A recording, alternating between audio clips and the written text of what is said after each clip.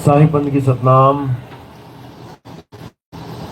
तो आज साबरमती में परमपिता परमात्मा के मूल ज्ञान का प्रचार होने जा रहा है। बहुत बड़े भाग होते हैं उन जीवों के जो अपने पूरे जीवन काल में एक बार भी इस मूल ज्ञान को सुन पाते हैं, और उससे भी बड़े भाग होते हैं उन जीवों के जो इस मूल ज्ञान को थोड़ा सा भी समझ पाते हैं। क्योंकि सुनना बहुत आसान होता है, आए बैठे घंटा 2 घंटा सुन के चले गए, लेकिन इस ज्ञान को समझना बहुत मुश्किल है। बड़े बड़े ऋषि मुनि, पीर पैगंबर, औलिया, बड़े बड़े महात्मा, कहते कहाते महात्मा इस ज्ञान को समझ नहीं पाए, और इस जीवन को तंत्रों में, मंत्रों में, नाम जाप में, नदियों के स्नान में, पर्वतों के परिक्रमा लगाने में, तीर्थों में, मूर्तों में, इसी में उलझा के चले गए, जीवन नष्ट करके चले गए। लेकिन अगर मालिक की दया हो, परमात्मा की कृपा हो, तो ये ज्ञान इतनी सहजता से, इतनी आसानी से समझ में आने लग जाता है कि फिर और कुछ शेष बचता ही नहीं है समझने के लिए। जिसको ये ज्ञान समझ में आ गया, उसको समझ लो कि सारे संसार का ज्ञान समझ में आ गया। अब कुछ नहीं बचा उसके जीवन में प्राप्त करने के लिए, क्योंकि इस ज्ञान को प्राप्त करना ही परम लक्ष्य है इस जीवन का। तो आज इसी मूल ज्ञान को अच्छे से समझेंगे और अपने जीवन का कल्याण करेंगे। तो सत्संग शुरू करने से पहले परमात्मा के नाम पे जयकारा लगाएंगे और फिर सत्संग शुरू करेंगे। बोलिए परमपिता परमात्मा की, सदगुरु बंदी छोड़ कबीर साहिब की, सभी संतों की, सभी भक्तों की, आज के आनंद की, गांव नगर बस्ती की, सत्संग कराने वालों की, इनके माता पिता की, इनके बाल गोपाल की, सकल हंस को बंदगी, साहेब बंदगी सतनाम।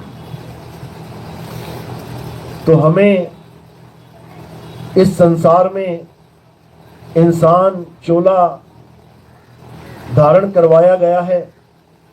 किस कारण करवाया गया है, आज इसको अच्छे से समझेंगे, ताकि हम जितने भी इंसान हैं सब अपना जीवन सफल कर सकें। क्योंकि 84 का जीव, कुत्ता, बिल्ली, हाथी, घोड़ा, बकरा, सांप, बिच्छू, चींटी, मगरमच्छ, ये अपना जीवन जी तो सकते हैं, पूरा जिएंगे। ये अपनी जनरेशन बढ़ा भी सकते हैं, बच्चे भी पैदा कर सकते हैं, बिल्कुल करेंगे, लेकिन ये अपना जन्म सफल नहीं कर सकते। यानी ये वो पद प्राप्त नहीं कर सकते जिसको हम मुक्ति पद कहते हैं। यानी जन्म मरण से मुक्ति नहीं प्राप्त कर सकते। ये लोग जन्मते रहेंगे, मरते रहेंगे, नाना प्रकार की योनियों में भ्रमण करते रहेंगे। आज कोई चींटी बना हुआ है तो कल को वो खटमल बन सकता है, परसों को वो मच्छर बन जाएगा, नरसों को वो कॉकरोच बन जाएगा, फिर कोई बिच्छू, सांप, घोड़ा, घड़ियाल, पता नहीं क्या क्या बनता जाएगा। क्योंकि बनता कौन है, ये चेतना ही बनती है। ये जो चेतना है ये किसी का भी शरीर धारण कर सकती है।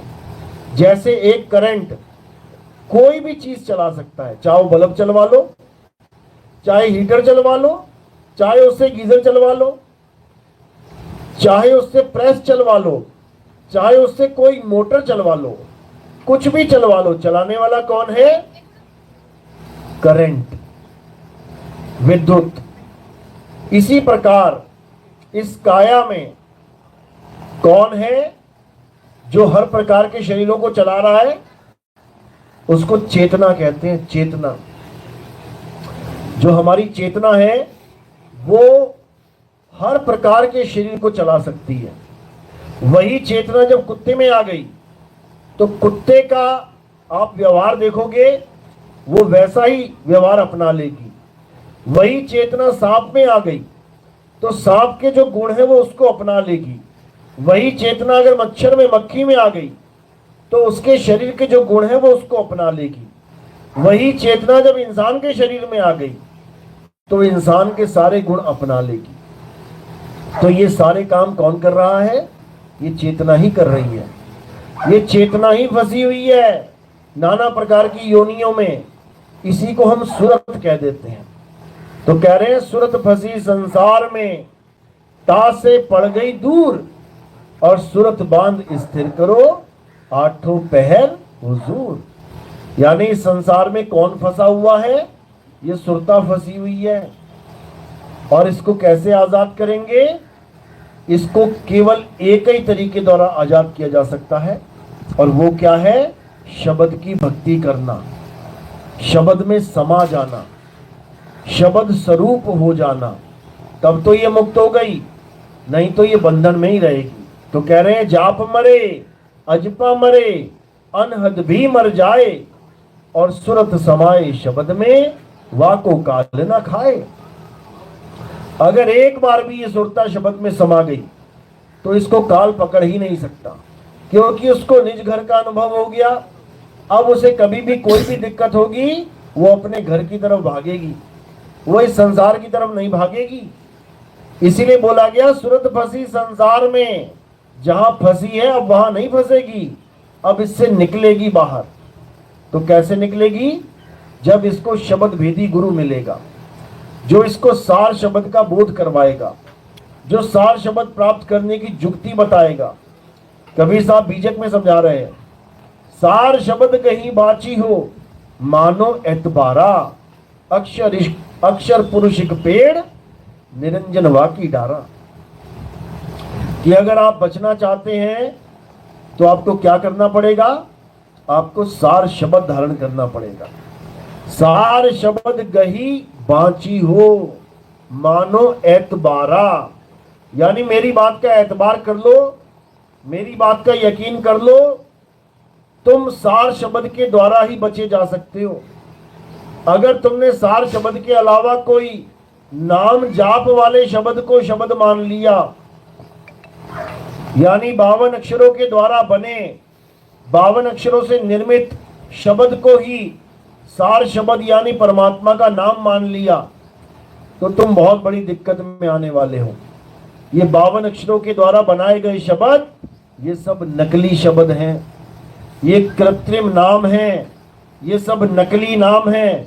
इससे ना तो तुम बचोगे और ना ही परमात्मा प्राप्त होगा। तो साहिब यही समझा रहे हैं। क्या समझा रहे हैं कबीर साहब? अरे 52 अक्षर लोक त्रय, सब कुछ इन्हीं माही, ये आखर खिर जाएंगे, वो आखर इनमें नाही।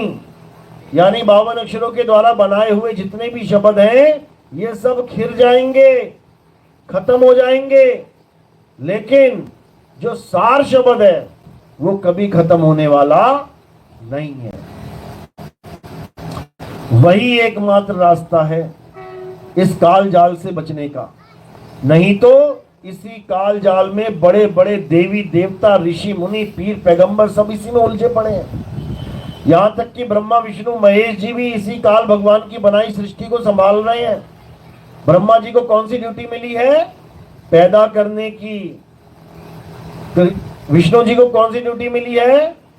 पालन करने की। शंकर जी को कौन सी ड्यूटी मिली है? संहार करने की।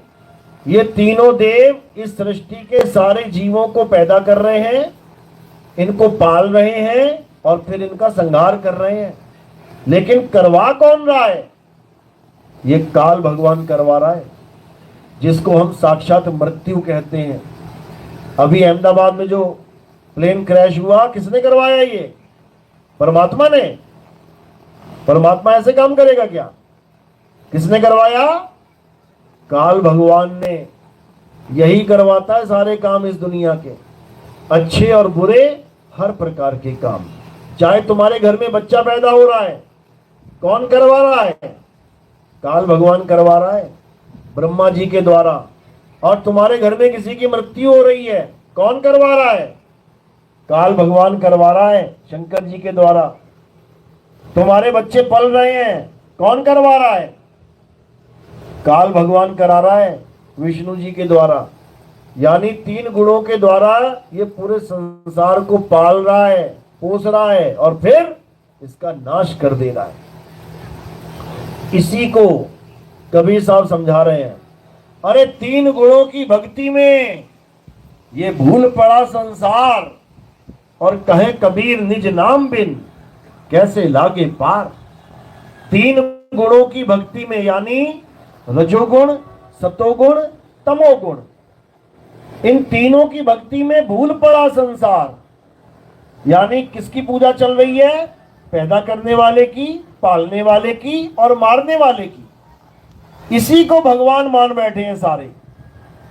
इसीलिए गाते भी हैं, मारने वाला है भगवान, बचाने वाला है भगवान। बताओ, जो मारे भी और बचाए भी वो भगवान कैसा हो सकता है? जो तुम्हें पहले आग लगा दे, जला दे, उसके बाद तुम्हें मरहम लगा दे, वो भगवान है क्या? वो तो पॉलिटिशियन लगता है मुझे, राजनीतिक लगता है। पहले बस्तियों में आग लगवा देते हैं, उसके बाद खुद ही एम्बुलेंस और खुद ही फायर ब्रिगेड बुला के सेवा कार्य शुरू करवा देते हैं। अपने फोटो छपवा देते हैं अखबारों में कि मैंने ये काम किया। और आग किसने लगवाई? आग भी उसी ने लगाई। तो फिर कहां से भगवान हो गया भाई? इसीलिए कबीर साहब समझा रहे हैं कि रक्षक और भक्षक में अंतर जान लो। रक्षक कभी भक्षक नहीं होता, मारने वाला कभी बचाने वाला नहीं हो सकता। जो मार ही रहा है वो बचाएगा क्या? अगर वो बचा भी रहा है तो केवल अपनी महिमा करवाने के लिए, अपना नाम करवाने के लिए, अपने आप को बड़ा सिद्ध करने के लिए। जैसे छोटे से बच्चे को तुम कुएं में फेंक दो, उसके बाद रस्सी से खींच लो, वो तुम्हारी महिमा गाएगा, बस उसे पता ना लगे कि फेंका भी इसी ने था। समझो, तो ये खेल काल भगवान का है, ये परमात्मा का खेल नहीं है। परमात्मा तो दया का सागर है, परमात्मा रक्षक है, हम सबकी रक्षा करने वाला है। लेकिन हमें रक्षक और भक्षक में फर्क ही नहीं पता। कबीर साहब समझा रहे हैं, जो भक्षक तहां ध्यान लगाई और जो रक्षक उसे चीन न पाई। जो हमें पैदा कर रहा है, पाल रहा है, मार रहा है, उसकी तो हम महिमा गा रहे हैं। इस संसार रूपी जेल बनाने वाले की तो हम महिमा गा रहे हैं। इस संसार जो काल का लोक है, मृत्यु लोक जिसे बोलते हैं, उसे बनाने वाले की तो महिमा गा रहे हैं। और जो मुक्त कराने आता है उसको हम पहचान नहीं पाते। तो कैसे बात बनेगी? बिल्कुल नहीं बनेगी। तो कबीर साहब यही समझा रहे हैं कि इससे पहले कि काल भगवान तुम्हारे सामने खड़ा हो जाए मृत्यु बनके साक्षात, तुम उसको समझ लो, उसको जान लो, जो तुम्हें बचाने वाला है। वो कौन है, आज उसके बारे में अच्छे से समझेंगे। तो सबसे पहले ये समझना है कि वो काल भगवान आखिर है कौन, उसका नाम क्या है। जो ब्रह्मा विष्णु महेश को पैदा करके उनकी शक्ति से ये संसार और इसके सारे जीव उत्पन्न करता है और नाश करता है। क्या नाम है उसका? उसका नाम है अलख निरंजन। अलख निरंजन नाम सुना है ना? अलख निरंजन सबने सुना होगा, रामलीलाओं में सुना होगा, कोई धार्मिक फिल्म देखी होगी कभी, गोरखनाथ की, भैरवनाथ की, उसमें सुना होगा। रावण के मुंह से कई बार निकलता अलख निरंजन, तब सुना होगा। भोले शंकर भी कई बार बोलते हैं अलख निरंजन, गोरखनाथ भी बोलता था अलख निरंजन।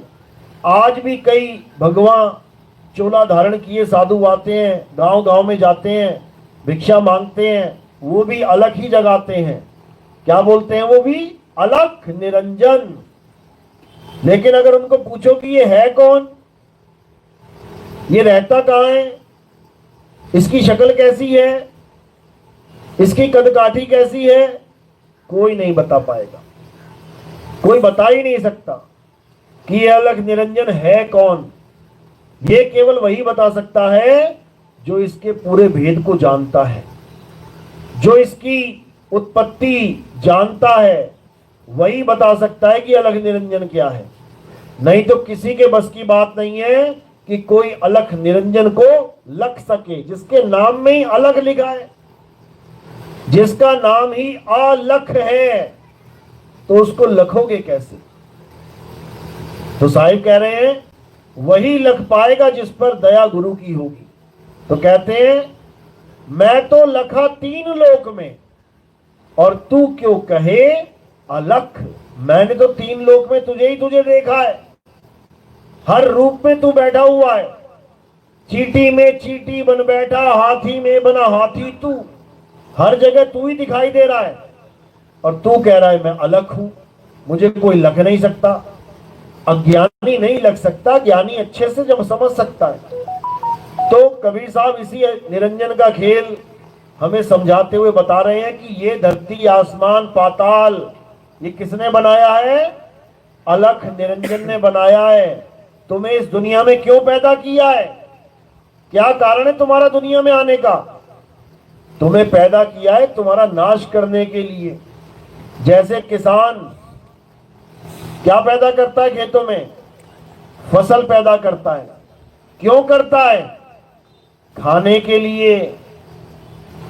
इसी प्रकार इस संसार में इतने जीव क्यों पैदा हो रहे हैं, खाने के लिए। सबको अलख निरंजन खाता है। देख लो चूहे को बिल्ली खा रही है, बिल्ली को कुत्ता, कुत्ते को बाघ खा रहा है, बाघ को शेर, शेर को छोटे छोटे कीड़े खा रहे हैं, कीड़े को पक्षी खा रहे हैं, पक्षी को कोई और खा रहा है। एक दूसरे को खाने में ही लगे हैं सारे। और खा कौन रहा है, ये निरंजन ही खा रहा है, रूप बदल बदल के। क्योंकि इसका अपना कोई एक रूप नहीं है, ये सारे रूपों में विद्यमान है। किसी को नहीं बख्श रहा, ये सबको मार के खा रहा है। तो कह रहे हैं अलख निरंजन के बारे में, कह रहे देव निरंजन सकल शरीरा तामे भ्रम भ्रम रहल कबीरा। यानी ये देव निरंजन हर रूप में किसी ना किसी को खा रहा है, सबको खा रहा है ये। अब कोई कहेगा चलो ठीक है, जानवर तो जानवर को खा रहे हैं, आदमी को कौन खा रहा है, आदमी को कौन खा रहा है, खा रहा है कोई कि नहीं। आदमी को भी खा रहा है, लेकिन दिखाई नहीं दे रहा।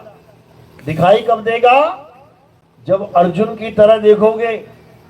जब विराट रूप दिखाया गया, कृष्ण जी ने दिखाया विराट रूप, तब क्या दिखाई दिया अर्जुन को, बहुत बड़े बड़े बड़े शरीर खड़े हो गए सामने, हजारों आंखें, हजारों चेहरे, हजारों हाथ पैर, इतने हजारों लाखों लोग खड़े हो गए सामने। फिर क्या हुआ, फिर बड़े बड़े मुंह खुलने लगे, और उन मुंह में कौन जाने लगा, इस संसार के सारे इंसान, सारे लोग उस मुंह में जाने लगे। अर्जुन थरथरा के कांपने लगा। क्या बोलता है, महाराज ये सारी दुनिया का नाश आप कर रहे हो, ये सारे इंसानों को आप खा रहे हो, आप कौन हो। तो वो क्या बोला कि हे अर्जुन, मैं इस सारे संसार का नाश करने वाला काल हूं, मैं काल हूं, यानी मैं निरंजन हूं। मुझे गलती से भी कृष्ण मत समझ लेना। यहां तक कि अर्जुन ने माफी मांगी। अध्याय 11 42वां श्लोक पढ़ोगे, अर्जुन ने माफी मांगी कि मुझे माफ कर देना प्रभु, मैं आपको कृष्ण मानता रहा आज तक, मैं आपको कृष्ण कृष्ण हरे कृष्ण वासुदेव, हे कृष्ण हे यादव बोलता रहा, मुझे माफ करना, मैं आपको पहचान नहीं पाया। अर्जुन ने जान छुड़ाई माफी मांगने के बाद कि गलती से मैं आपको कृष्ण समझता रहा।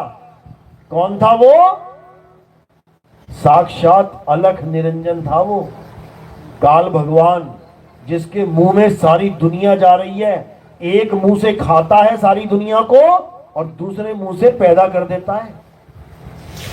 ऐसा भयानक रूप है इसका। बड़ी बड़ी आंखें, बड़े बड़े दांत, चारों दिशाओं में देख रहे हैं और लोगों को खा रहे हैं, लेकिन दिखाई किसी को नहीं देता। दिक्कत यही है। किसको दिखाई देता है? जो मरने वाला होता है। देखा ना, कोई आदमी मरने वाला हो, उसको कुछ दिखाई देने लग जाता है, वो बोलता भी है, अरे बड़े बड़े आदमी आ गए मुझे मारने के लिए। घर वाले कहते हैं कोई नहीं है यहाँ पे, अरे मुझे दिख रहे हैं। तो मरने वाले को ये साक्षात दिखाई देता है, क्योंकि मरते समय भी दिव्य दृष्टि खुल जाती है। तो जब ये काल भगवान दिखाई देता है, तब ये शरीर छोड़ के भाग नहीं छोड़ता जल्दी। तुम किसी के घर पे कब्जा करके बैठ जाओ, नहीं छोड़ोगे घर। जब पुलिस वाले आएंगे ना, कोर्ट का ऑर्डर आएगा, लठ लेके आएंगे डंडे मारते हुए, तब भागोगे वहां से। इसी प्रकार ये जीव अपना शरीर नहीं छोड़ता जल्दी। कब छोड़ता है? जब काल भगवान सामने आ जाता है, फिर डर के मारे भागता है, लेकिन पकड़ा जाता है। भागेगा कहां बेचारा? इस तीन लोक में भागने के लिए जगह ही नहीं है कहीं। तो कह रहे हैं, साधो निरंजन जाल पसारा, स्वर्ग पताल रचियो महिमंडल, तीन लोक विस्तारा। ठाव ठाव तीरथ व्रत थापे, ठगने को संसारा, साधो निरंजन जाल पसारा। इस निरंजन ने ऐसा जाल बुन दिया है कि तुम सोच भी नहीं सकते कितना बड़ा जाल बुन दिया है। सब फंसे हुए हैं उसमें। क्या आदमी, क्या औरत, क्या बच्चा, क्या बूढ़ा, क्या जवान, क्या अंग्रेज, क्या यहूदी, क्या मुसलमान, क्या हिंदू, क्या नास्तिक, क्या आस्तिक, सब फंसे पड़े हैं, कोई बचने वाला नहीं।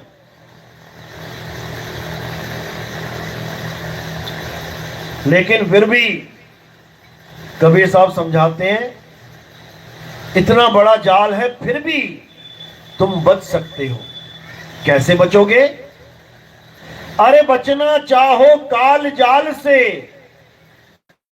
तो चीनो शब्द हमारा, और कहे कबीर अमर कर राखूं, जो निज होए हमारा। कहते हैं ऐसे नहीं बचोगे कि तुम सोचो कि मंदिर चला जाऊं, मैं मस्जिद चला जाऊं, गुरुद्वारे चला जाऊं, मत्था टेक लूं, जाके कहीं पूजा पाठ कर लूं, हवन यज्ञ कर लूं, नाम जप लूं। इससे नहीं बचने वाले, इसमें तो अटक जाओगे। कैसे बचोगे? एक ही रास्ता है, और वो है सार शब्द। अरे सार शब्द आए जेहि विधि हाथा, तेहि विधि काल नवावे माथा। अगर तुम्हारे पास सार शब्द आ गया, तब 101% वो काल भगवान तुम्हारे आगे झुक जाएगा। वो तुम्हें पकड़ नहीं सकता, वो तुम्हारे सामने झुक जाएगा। तुम उसके सिर पे चढ़कर इस दुनिया से पार चले जाओगे, इस तीन लोक से परे चले जाओगे। लेकिन अगर तुम्हें उसके सिर पे पैर रखने की विधि नहीं आई, तो समझ लो कि हालत खराब हो जाएगी, पक्का मारे जाओगे। तो यही कबीर साहब समझा रहे हैं कि इस काल से बचने का एक ही उपाय है। क्या है? सार शब्द को जान लो। सार शब्द के द्वारा तुम इसके सिर पे पैर रख सकते हो, नहीं तो इसके मुंह में जाओगे। सारी दुनिया जा रही है, तुम भी जाओगे। तो अब क्या करना है? काल के सिर पे पांव दे, सतगुरु के उपदेश, और साहिब वहां पकड़ के ले चले अपने देश। अब इस तीन लोक में रहने का कोई मतलब ही नहीं रह जाता। अब इस त्रिलोकी नाथ के अंदर रहने का कोई मतलब ही नहीं रह जाता। अब तीन लोक से न्यारा चौथा लोक, जिसको चौथा पद कह देते हैं, अब वहां जाके समाना है। अब इस तीन लोक में नहीं आना जाना है। तो साहिब समझा रहे हैं, अरे तीन लोक एक जेल है, पाप पुण्य तो जाल, सारा जग भोजन बना और खाने वाला काल। ये सारा जग भोजन बना हुआ है। किसका भोजन? काल भगवान का। सारी दुनिया मुंह में लेके घूमता है वो। पता नहीं कब किसका बच्चा, कब किसकी माँ, कब किसका पिता किसको मरोड़ दे। रोते रह जाओगे, गिड़गिड़ाते रह जाओगे, लेकिन किसी के हाथ पल्ले कुछ नहीं आएगा। इसीलिए कबीर साहब बार बार समझा रहे हैं कि ये आखिरी मौका है, इस मौके को संभाल लो। अगर इस मौके को नहीं संभाल पाए तो भाई जन्म मरण में ऐसे चक्कर में उलझ जाओगे कि वापस इंसान जन्म बहुत दूर हो जाएगा। फिर कुत्ता, बिल्ली, बकरा, हाथी, घोड़ा बनते जाना और नाना प्रकार की योनियों में भटकते जाना। इसलिए अब क्या करना है? अब हमने केवल और केवल सार शब्द को जानना है। सार शब्द के बिना और कोई शब्द नहीं है जो तुम्हारी मुक्ति करवा पाए। ना कोई हिंदी का शब्द, ना कोई उर्दू का शब्द, ना कोई पंजाबी का शब्द, ना कोई चाइनीज का शब्द, ना कोई डच, ना कोई फ्रेंच, ना कोई पुर्तगीज, ना कोई स्पेनिश। किसी भाषा का शब्द तुम्हारी मुक्ति नहीं करवा सकता। कौन सा शब्द करवाएगा? सार शब्द। तो साहिब दोनों में फर्क बताते हैं। क्या बोल रहे हैं?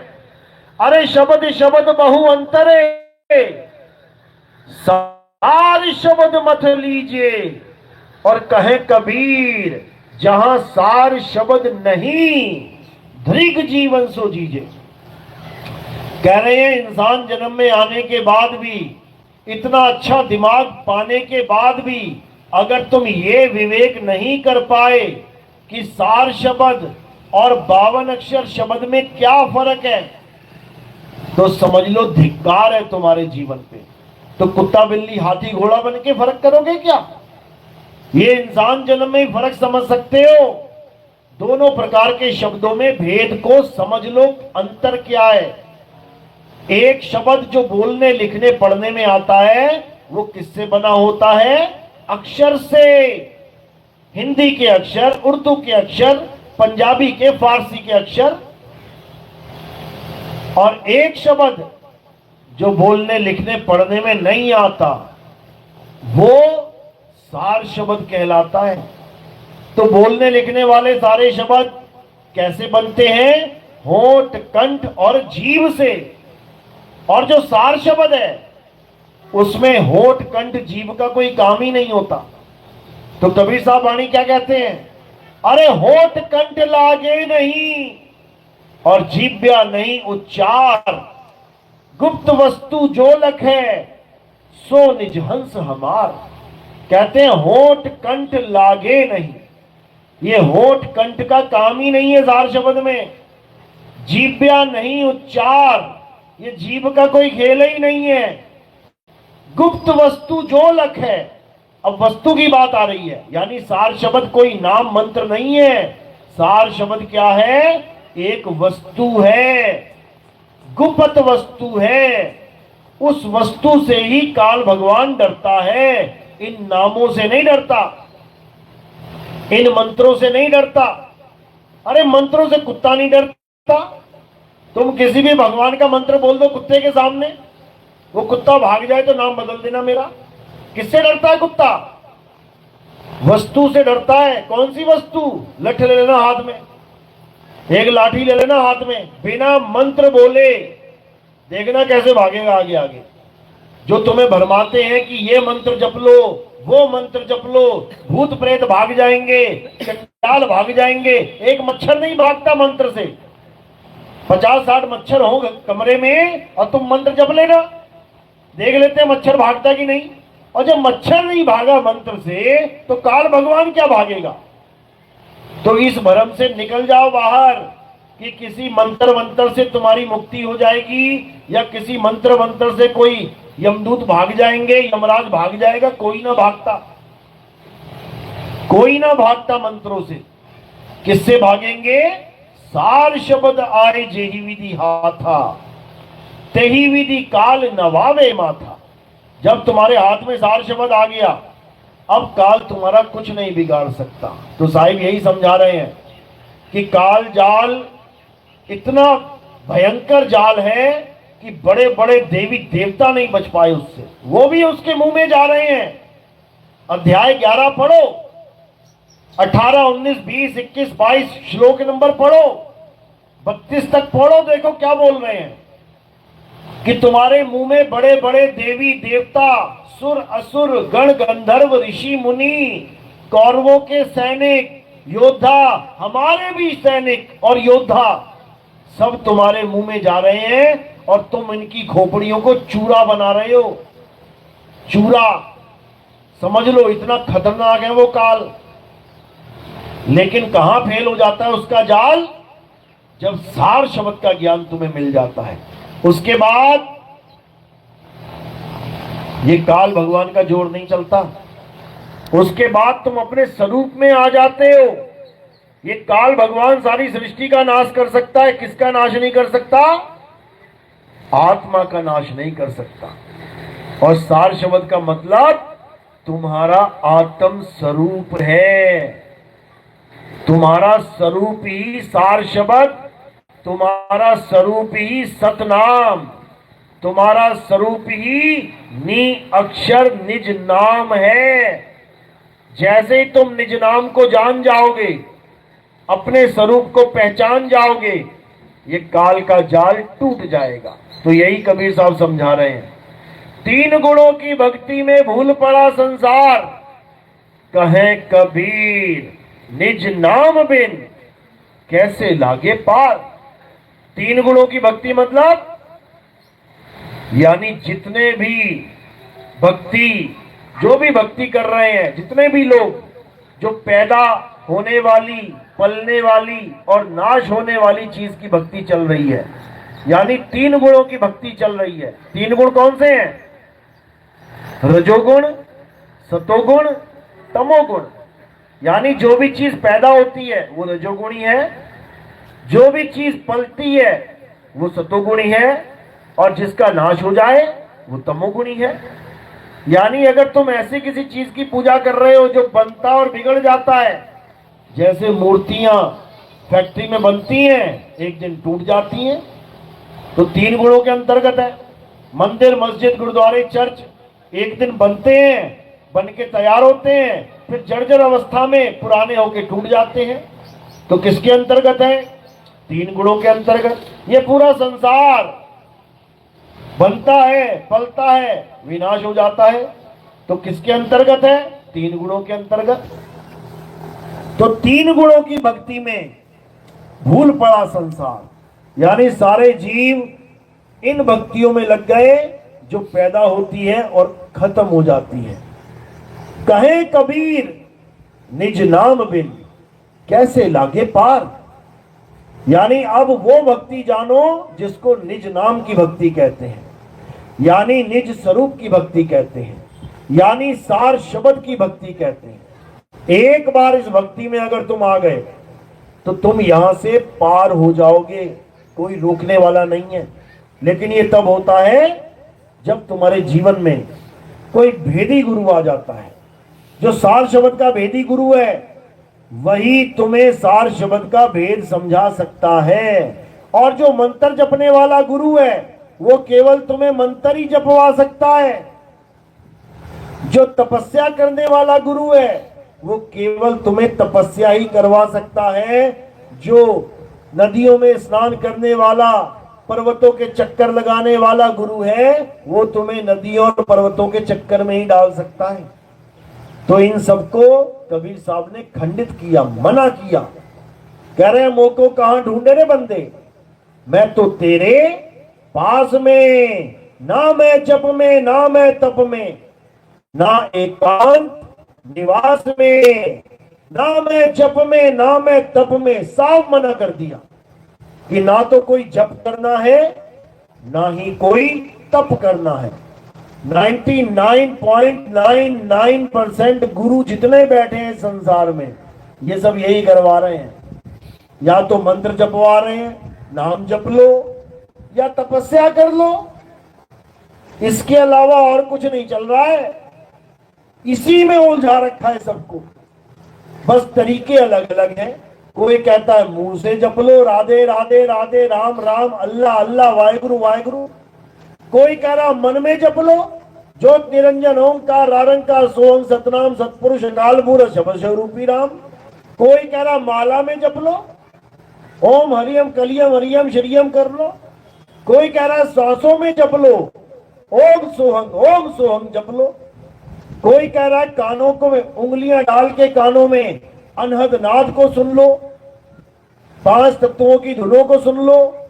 ये सब अज्ञान है, कुछ करने की जरूरत नहीं है। क्या करना है? केवल अपने स्वरूप को जानना है। तुम्हारा स्वरूप ही परमात्मा का स्वरूप है, समझ लो।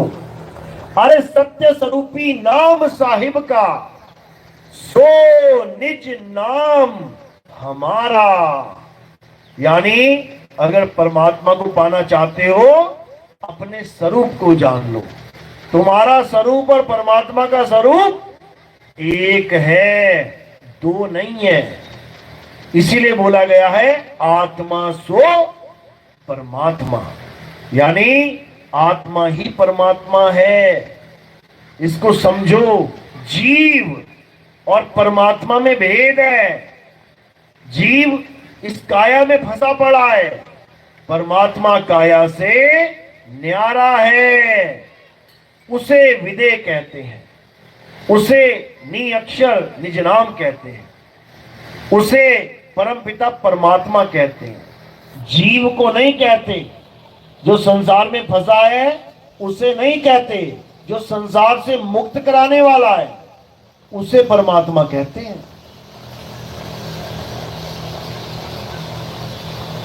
लेकिन अज्ञानी गुरुओं ने क्या कर दिया? इस काया में बैठे जीव को ही परमात्मा बता दिया कि काया में कौन रहता है? जीव रहता है। इसी की वजह से सारे काम हो रहे हैं, यही सर्वे सर्वा है। ये जीव है, बंधन में है, इसकी तो मुक्ति करानी है। साहिब समझा रहे हैं, बहु बंधन में बांधिया एक बेचारा जीव, और केवल छूटे आपने जो न छुड़ाए तीर। कहते हैं अपने आप कैसे छूटेगा ये बेचारा जब तक इसको छुड़ाने वाला ना छुड़वाए। तो पीव कौन है? वो परमपिता परमात्मा ही पीव है, जो अपने जीवों को छुड़वाएगा। लेकिन जीव इतनी खोटी किस्मत लेके आया इस संसार में, उसे समझ में ही नहीं आ रहा कि क्या सच है क्या झूठ है। वो झूठे गुरुओं के चक्कर में पड़ा हुआ है, वो मंत्रों के चक्कर में पड़ा हुआ है, वो पत्थरों के चक्कर में पड़ा हुआ है, वो पर्वत पानी के चक्कर में पड़ा हुआ है। और जो अजर अमर अविनाशी आत्मा है उसको जान तक नहीं रहा। कितनी खोटी किस्मत है इस इंसान की। तो साहिब यही समझा रहे हैं कि जब तक आत्मा का ज्ञान तुमने नहीं जान लिया तब तक भूल जाना तुम्हारा कुछ हो सकता है। तो कह रहे हैं जल में मीन प्यासी मोहे देखत आवे हांसी, आत्म ज्ञान बिना नर भटके कभी काबा कभी काशी।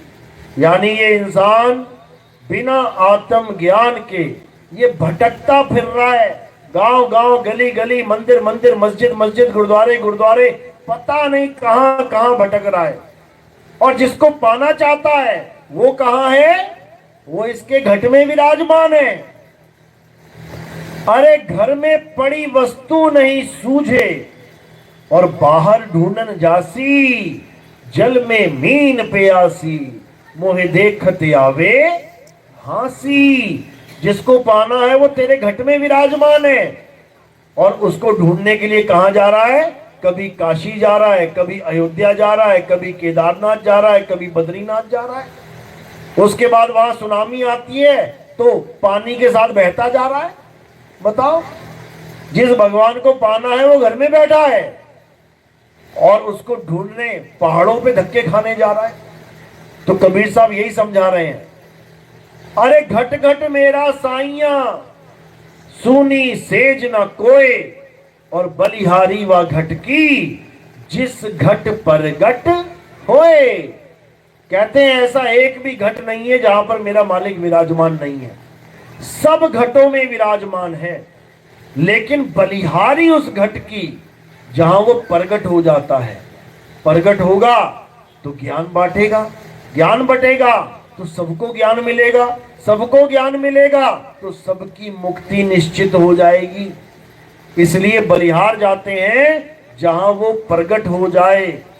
लेकिन लोगों को ये बात समझ में नहीं आती। लोगों को आत्मा रूपी परमात्मा नहीं चाहिए, लोगों को पत्थर रूपी परमात्मा चाहिए, लोगों को खरीदने और बेचने वाला परमात्मा चाहिए, लोगों को बनने और बिगड़ने वाला भगवान चाहिए। बताओ, जिस आत्मा को कोई बना नहीं सकता, कोई बिगाड़ नहीं सकता, उसकी चिंता नहीं है। जो गली गली में बिक रहा है, जिसका सौदा हो जा रहा है, हाँ भैया कितने की मूर्ति है, 500 रुपए की, 300 लगा लो भैया, चल ना तेरी ना मेरी 350 दे दे। बताओ, 350 का भगवान खरीद के लेके आयो और 3.5 करोड़ की लॉटरी की टिकट मांग रहे हो उससे कि मेरी लॉटरी लग जाए भगवान जी। है ऐसे भक्ति नहीं होती भाई। तो मीराबाई समझा रही है कि परमात्मा की कितनी कीमत है। ये 200, 400, 500, 10,000, 20,000, 1 लाख, 2 लाख का परमात्मा नहीं है कि तुमने खरीद खरीद के मंदिर भर लिए। मीराबाई कह रही है, पायो जी में नाम रतन धन पायो, वस्तु अमोलक दी मेरे सतगुरु, कृपा कर अपनायो। पायो जी में नाम रतन धन पायो। कह रहे हैं कि मैंने वो रतन पा लिया जिसकी कोई कीमत ही नहीं है। ये मूर्तियां तो बिक जाती हैं, कीमत लगी हुई है इनकी, लेकिन एक आत्मा ऐसी वस्तु है जिसकी कोई कीमत ही नहीं है। कभी आत्मा खरीदी आज तक? कितने ही आती है। अगर आत्मा बिकती होती तो सारे डॉक्टर मालो माल हो जाते। जैसे ही पेशेंट मरने वाला होता, डॉक्टर कहता है इतने पैसे दे दो, मैं आत्मा खरीद के ले आता हूं। लेकिन कोई आत्मा को खरीद और बेच नहीं सकता। ये अमोलक है, इसका कोई मोल ही नहीं है। तो गुरु क्या देता है? गुरु अमोलक वस्तु देता है। देता है मतलब ये नहीं कि अपनी आत्मा निकाल के तुम्हारे में डाल दी, यानी तुम्हारे पास पहले से आत्मा है, उसका ज्ञान देता है, आत्मा का ज्ञान देता है। आत्म ज्ञान बिना नर भटके, कभी काबा कभी काशी। तो गुरु नाम नहीं देता कि कोई कहे जी राम राम जपने वाला गुरु ही पार करेगा, राधे राधे जपने वाला गुरु पार करेगा। ये नाम नहीं देता गुरु। ये तो गुरुआ लोग देते हैं, अधूरे गुरु, नकली गुरु। असली गुरु क्या देता है? असली गुरु आत्मा का ज्ञान देता है।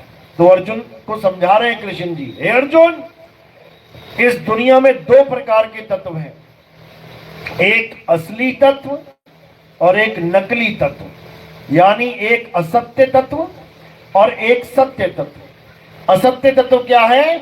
जो बनता और बिगड़ जाता है, जिसका पल पल नाश हो रहा है, वो असत्य है। जो पल पल बदल रहा है, असत्य है। और सत्य क्या है? जो ना कभी बनता और ना कभी बिगड़ता है, जो कभी नहीं बदलता, सदा एक रस रहता है। और वो क्या है? हे अर्जुन, आत्मा ही सत्य है। आत्मा अजन्मा है, नित्य है, शाश्वत है, पुरातन है। ये आत्मा ही सत्य सनातन है। इस आत्मा को ना तो कोई शस्त्र काट सकता है, ना इस आत्मा को अग्नि जला सकती है, ना इस आत्मा को वायु सुखा सकती है, ना इस आत्मा को जल भिगो सकता है। इस आत्मा को जानना ही इंसान जन्म का परम लक्ष्य है। समझ लो, यानी कृष्ण जी किसकी महिमा गा रहे हैं? आत्मा की। और हम किसकी पूजा करने में लग गए? कृष्ण जी की। कृष्ण जी उसकी पूजा करवाना चाहते हैं जिसको शस्त्र अस्त्र छू नहीं सकते, और हम उसकी पूजा करने लग गए जिसके पैर में खुद ही तीर घुस गया। कृष्ण जी के पैर में क्या लगा था? तीर लगा था, तब जाके काया खत्म हुई उनकी। तो हम उसकी पूजा में लग गए जिसके तीर लग गया।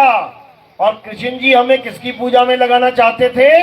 जिसको तीर छू नहीं सकता, यानी आत्मा की पूजा में लगाना चाहते थे। लेकिन हमने आत्मा को तो जाना नहीं, और जो आत्मा का ज्ञान सुना रहा है हम उसी को भगवान मान के पूजने लग गए। बस यही दिक्कत है। तो अब क्या करना है? अब आत्मा को जानना है। अगर तुम्हें परमात्मा चाहिए तो तुम्हें आत्मा का ज्ञान प्राप्त करना ही पड़ेगा। तो साहिब समझा रहे हैं, जब लगना चीनोगे आत्म, तब लगना मिली है परमात्म। आत्म चीने तो परमात्म चीने, संत कहावे सोए, और यह भेद काया से न्यारा, बूझे बिरला कोई। ये भेद काया से न्यारा है, कोई बिरला ही बूझ सकता है इसको, ये सबके बस की बात नहीं है। तो इसलिए अब केवल आत्मा को जानना है। आत्मा ही वो परम सत्य है जिसको जानकर हम सदा सदा के लिए अमर हो सकते हैं। अमर कैसे होंगे? एक बार ये शरीर छोड़ेंगे, दोबारा शरीर धारण ही नहीं करेंगे। तो जब शरीर धारण ही नहीं किया तो मौत कैसे होगी? होगी ही नहीं, यानी अमर हो गए। अभी क्यों मरेंगे? अभी अमर क्यों नहीं है? क्योंकि शरीर धारण कर लिया। अब जो धारण किया है वो तो मरेगा, और धारण ही ना करते तो नहीं मरते, अमर ही है। तो इसलिए अब क्या करना है? अब अपने स्वरूप को जानना है, अपने स्वरूप को पहचानना है। तुम्हारा स्वरूप ही सतनाम है। साहिब समझा रहे हैं, सत्य नाम कोई नाम नहीं, ये है आपन रूप। और जो जाने इस भेद को, पावे आप स्वरूप। कह रहे हैं जो इस भेद को जान जाए कि सतनाम क्या है, तुम्हारा आत्म स्वरूप है, कहते उसकी मुक्ति निश्चित हो जाती है। क्योंकि बिना सतनाम को जाने कोई मुक्त नहीं हो सकता। और सतगुरु का क्या काम होता है? सतनाम बताना ही सतगुरु का काम है। सतगुरु सोई सतनाम बतावे, बाकी गुरु कोई काम न आवे। बाकी संसार का कोई गुरु तुम्हारे काम नहीं आएगा। कोई कहे राधे राधे जप लो, राम राम जप लो, अल्लाह अल्लाह वाहिगुरु वाहिगुरु जप लो, समझ लो फंस गए काल के जाल में, फंस गए 52 अक्षरों के जाल में। कोई कहे ये मंत्र जप लो, वो मंत्र जप लो, फंस गए 52 के जाल में। तो कबीर साहब यही समझा रहे हैं, अरे 52 के जंजाल में फंस गया ये संसार, सिमरन 52 का करे कैसे लागे पार। याद तो परमात्मा को करना था, और याद किसको करता रह गया? 52 अक्षरों को। इसीलिए फंसा पड़ा है। अब क्या करना है? अब 52 अक्षरों को छोड़ना है, और किसको पकड़ना है? आत्म स्वरूप को पकड़ना है। 52 अक्षर के द्वारा जो नाम बने हैं उनको छोड़ना है, और आत्मा रूपी आदि अक्षर को पकड़ना है। तो कह रहे हैं 52 अक्षर जीव आधारा, आदि अक्षर जीव्या से न्यारा, वाही को सत सिमरन कहिए, सिमर सिमर नर उतरो पारा। यानी अब 52 अक्षरों से बने हुए नामों को किनारे कर दो और अपनी आत्मा के ज्ञान को जानो। सोई गुरु पूरा कहावे, जो 2 अक्षर का भेद बतावे, एक छुड़ावे एक लखावे, तब प्राणी निज घर को जावे।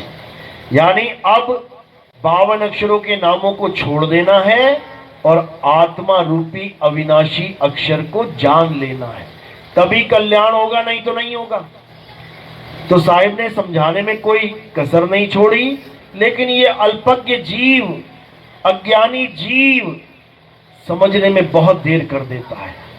जब तक मृत्यु सामने आ जाती है तब तक इसकी बुद्धि में कुछ जाता ही नहीं है। जब तक मौत का तांडव ना चालू हो ये कभी सोचता भी नहीं है कि मेरा क्या बनेगा, सारा जीवन बिता देगा टाइम पास करता हुआ, लेकिन जब मौत आएगी तब भागेगा लट्टू की तरह। होने वाला पहले कर सकता था, जब समय था, तो अभी समय है। करना क्या है? अपनी आत्मा को जानना है। इसके अलावा और कोई रास्ता नहीं है बचने का। अपनी आत्मा को जानोगे तो तुम्हारा शरीर से मोह भंग हो जाएगा, यानी तुम अपने आप को शरीर नहीं मानोगे, फिर शरीर को छोड़ने की तैयारी करते रहोगे सारी उम्र। यानी हमेशा तत्पर रहोगे, हमेशा तैयार रहोगे इस शरीर को छोड़ने के लिए। और जैसी समय आएगा उस तोते की तरह फुर्र हो जाओगे जो अपने पिंजरे में रहता रहता रहता आजादी की आस लगा के बैठा था। जैसे ही पिंजरा खुला फुर्र करके निकल गया। हंसता हुआ जाएगा कि रोता हुआ? हंसता हुआ जाएगा, खुशी खुशी जाएगा, आनंद में जाएगा। लेकिन ये जो तोते बैठे हुए हैं इस पिंजरे में, काया रूपी पिंजरे में, ये कभी खुश होके नहीं जाता है, रोने लग जाता है। डॉक्टर साहब बचा लो, मर गया, डॉक्टर साहब बचा लो। जो अजर अमर अविनाशी है वो डॉक्टर साहब को कह रहा है मुझे बचा लो। बताओ, ईश्वर अंश जीव अविनाशी, ये आत्मा अविनाशी है, आप अविनाशी हो। आप डॉक्टर साहब से कह रहे हो मुझे बचा लो, इसका मतलब तुम अपने आप को शरीर मानते हो, तभी तो कह रहे हो बचा लो। अगर तुम अपने आप को आत्मा करके जान लो तो तुम कभी मरोगे ही नहीं, क्योंकि आत्मा की कोई एक्सपायरी डेट है ही नहीं। अगर तुम अपने आप को शरीर मान लोगे तो पक्का मरोगे। इसलिए अब क्या करना है? अब अपने आप को शरीर नहीं मानना है। शरीर तो एक गाड़ी है, मिल गई तुम्हें चलाने के लिए, ठीक है, जब तक के लिए मिली है चला रहे हैं, लेकिन तुम गाड़ी नहीं हो, तुम ड्राइवर हो, गाड़ी चलाने वाले हो, और हमेशा चलाते ही रहोगे। क्यों? अमर हो। कोई ना कोई गाड़ी तो मिलनी पड़ेगी, लेनी पड़ेगी। तो अब क्या करना है? अब इस गाड़ी को गाड़ी रहने दो और तुम अपने आप को जान जाओ, अपने स्वरूप को पहचान जाओ। जैसे ही अपना स्वरूप प्राप्त हो गया अब तुम्हें किसी की जरूरत नहीं है। अध्याय 3 17वां श्लोक गीता में यही समझा रहा है। अध्याय 3 17 श्लोक क्या बोल रहे हैं? ये नहीं बोल रहे कि मंदिर जाओ, मस्जिद जाओ, गुरुद्वारे जाओ, चर्च जाओ, पूजा करो, पाठ करो, हवन करो, यज्ञ करो। ये नहीं समझाया जा रहा है। क्या बताया जा रहा है? हे अर्जुन, जो इंसान अपनी आत्मा में रमण करते हैं, अपनी आत्मा में तृप्त हैं, अपनी आत्मा में संतुष्ट हैं, उनके लिए कोई धार्मिक कर्म कर्तव्य लागू ही नहीं होता।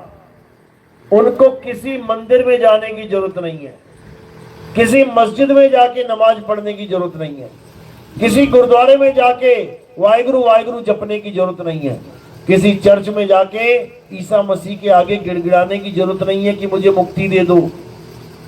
जो अपनी आत्मा में रमण करते हैं वो स्वयं ही मुक्त हो जाते हैं, वो स्वयं में तृप्त हो जाते हैं, वो आत्मा में संतुष्ट हो जाते हैं। संतुष्ट का मतलब क्या होता है? तृप्त का मतलब क्या होता है? जिसको कुछ नहीं चाहिए, जिसको आत्मा में रमण प्राप्त हो गया उसे कुछ नहीं चाहिए, उसे कोई राम जी नहीं चाहिए, उसे कोई श्याम जी नहीं चाहिए, उसे कोई हनुमान जी भी नहीं चाहिए, उसे कोई अल्लाह नहीं चाहिए, उसे कोई वाहेगुरु नहीं चाहिए, उसे कोई गॉड नहीं चाहिए, क्योंकि उसका राम श्याम अल्लाह वाहेगुरु गॉड उसे आत्मा में ही प्राप्त हो जाएगा।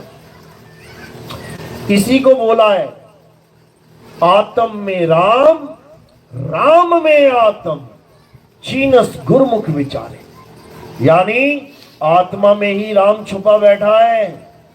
आत्मा को खोजो और फिर राम मिलेगा, लेकिन आत्मा को नहीं खोजा तो फिर 84 का धाम मिलेगा। ये 84 का धाम है, ये काल भगवान की नगरी है।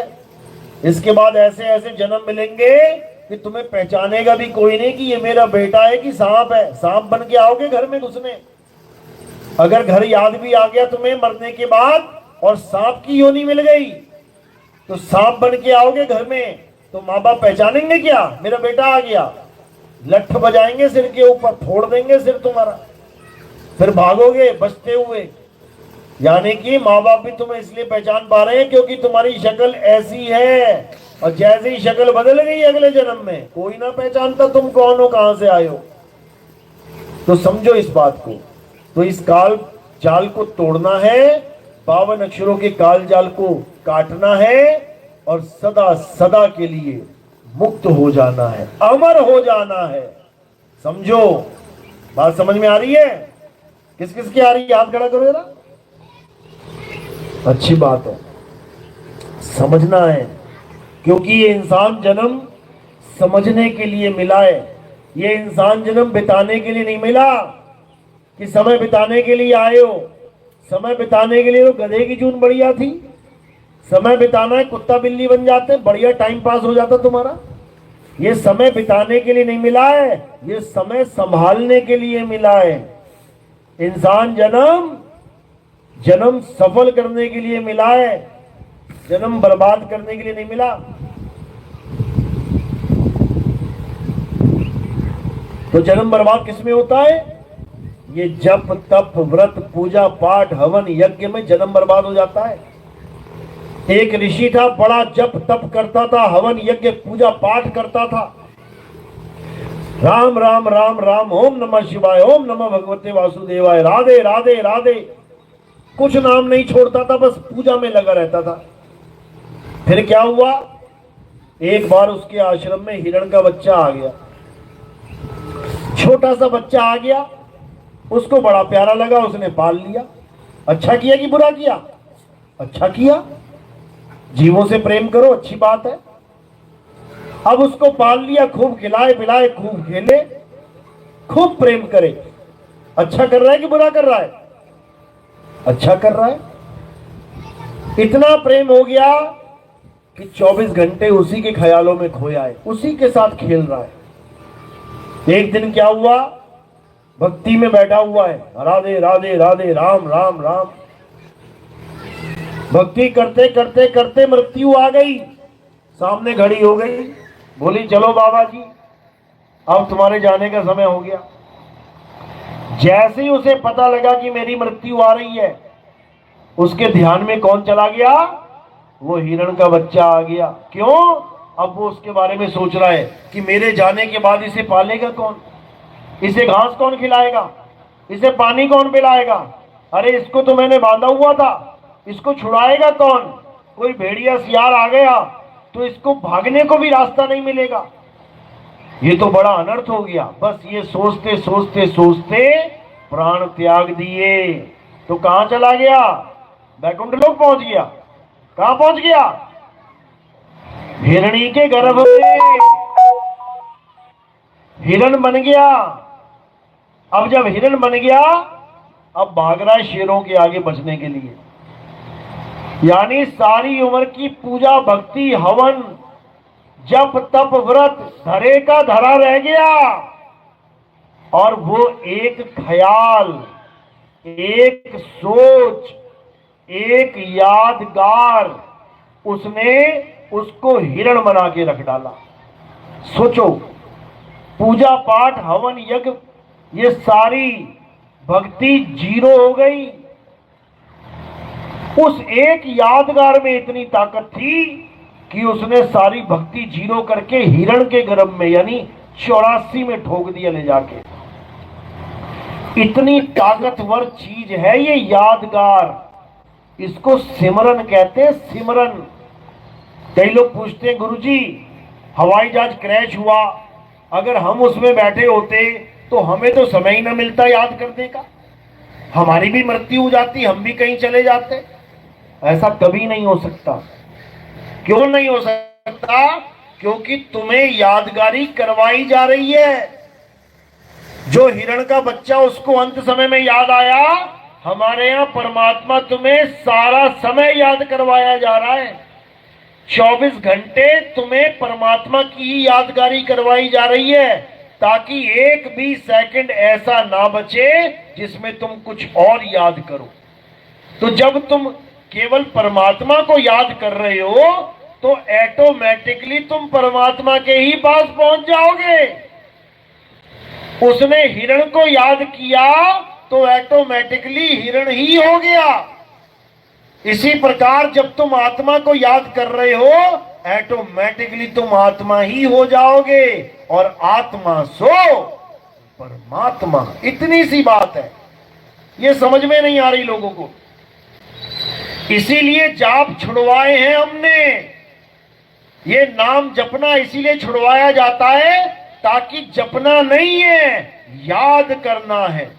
वो साधु भी जपता था, जाप धरे का धरा रह गया, और यादगार यानी सिमरन उसको कहीं से कहीं पहुंचा दिया उसने। इसीलिए हम सारे जापों को छुड़वा देते हैं। राम राम नहीं जपना, राधे राधे नहीं जपना, अल्लाह अल्लाह नहीं जपना, वाहिगुरु वाहिगुरु नहीं जपना, कबीर कबीर नहीं जपना, कोई भी नाम नहीं जपना। तो क्या करना है? याद करना है। अपनी आत्मा को याद करो, परमात्मा को याद करो। यादगारी में इतनी ताकत है कि तुम्हें वो यहां रहने नहीं देगा। जिसको याद करोगे उसी के पास ऑटोमेटिकली पहुंच जाओगे। इसलिए संतों ने यान की सुध यूं रहे अगर पनिहार, बोले डोले सूरत में कहे कबीर विचार। कहते सुमिरन की सुध यूं रहे। परमात्मा को कैसे याद करना है? जैसे पनिहारिन अपने सिर पे मटका लेकर चलती है तो मटके को कितनी बार याद करेगी? कितने घंटे याद करेगी? कितने मिनट याद करेगी? 24 घंटे चलती है तो 24 घंटे याद रखेगी वो कि मेरे सिर पे मटका है। तो जब 24 घंटे वो मटके को याद करेगी तो कहां जाएगी? जिसको याद करेगी वहीं जाएगी। इसी प्रकार जब तुम 24 घंटे परमात्मा को याद करोगे तो तुम ऑटोमेटिकली परमात्मा के पास पहुंच जाओगे। समझो। तो जब तक इस ज्ञान को नहीं समझे तब तक आवागमन खत्म नहीं होने वाला। भूल जाओ कि मुक्ति मिल जाएगी। साक्षात ब्रह्मा विष्णु महेश जी भी तुम्हारे सामने खड़े हो जाए ना आके, तब भी तुम्हारी मुक्ति नहीं हो सकती। समझ लो मुक्ति कैसे होती है। मुक्ति आत्म ज्ञान से प्राप्त होती है। किसी और को देख के मुक्ति नहीं होती, किसी और को देख के परम गति प्राप्त नहीं होती। अगर भगवानों को देख के मुक्ति हो जाती तो कृष्ण जी तो आए थे, सारी द्वारिका नगरी, सारे जो भी उनको देख रहा था मुक्त हो जाता। भगवान के दर्शन हो गए, मुक्ति मिल गई। लेकिन किसी को ना मिली। शंकर जी को देख के अगर किसी को मुक्ति मिल जाती तो रावण देखता ही रहा, सिर काटता रहा उसको देख देख के। मुक्ति मिल गई क्या उसे? वो राक्षस से ही संत ना कहला पाया। आज भी राक्षस ही बना हुआ है, भगवान के दर्शन करके भी बेचारा जल रहा है हर साल। तुमने तो भगवान के दर्शन भी नहीं किए, तुम अपने आप को संत कहला रहे हो, और जिसने दर्शन कर लिए उसको तुम राक्षस बना के जला रहे हो। उल्टी गंगा बह रही है। हमसे वो राक्षस लाख गुना अच्छे हैं जिन्होंने नाम जप के भगवानों को प्रकट कर दिया। मजबूर हो गए आने के लिए। तुम करके दिखा दो मजबूर, जप लो जरा। लेकिन तुम्हें नहीं समझ में आ रहा। तो इसलिए क्या करना है? अब केवल और केवल आत्मा को जानना है। आत्मा के अलावा सब झूठ है। चलो, तो आज का सत्संग यही समाप्त करते हैं। और सत्संग समाप्त होने के बाद आरती का समय होता है। हमारे यहाँ किसी भी पत्थर की, किसी कैलेंडर की, फोटो की पूजा नहीं होती। हमारे यहाँ किसकी पूजा होती है? जीवित गुरु की, आत्म देव की, हमारे यहां आत्मा की पूजा होती है। कैसे होती है आत्मा की पूजा? आप एक एक करके आएंगे और ये फूल का पत्ता ये मेरे सिर के ऊपर रख देंगे। सिर के ऊपर क्यों रखते हैं? क्योंकि पैर के अंगूठे से लेके सिर की चोटी तक ये क्या दिखाई दे रहा है? नाशवान शरीर। तो हमने फूल कहां रखा? नाशवान शरीर से परे। तो जब नाशवान शरीर से परे रख देते हैं तो ये कहां समर्पित हो जाता है? ये आत्म देव को समर्पित हो जाता है। तो उस आत्म देव की आरती होगी। फूल आपने सिर के ऊपर रखने हैं। और अगर कोई प्रचार में योगदान करना चाहता है, कोई सेवा करना चाहता है, तो वो सेवा का स्थान कहां है? वो केवल और केवल संतों के चरणों में है। माया संतों के चरणों की दासी है। तो माया का स्थान पैरों में है और फूल का स्थान सिर के ऊपर है। तो अब आरती शुरू होगी। सबने खड़े हो जाना है। धीरे धीरे करके एक लाइन बना के आना है। आरती करके वापस वहीं से नीचे उतर जाना है। कोई दीक्षा वाला तो नहीं है? प्रथम दीक्षा वाला है कोई? हाथ खड़ा करो। प्रथम दीक्षा वाला हाथ खड़ा करो। कौन कौन है? दूसरी दीक्षा वाले हैं कोई? चलो, आरती के बाद दीक्षा हो जाएगी, उसके बाद भोजन भंडारा हो जाएगा और फिर आप लोग फ्री हैं। बोलिए परम पिता।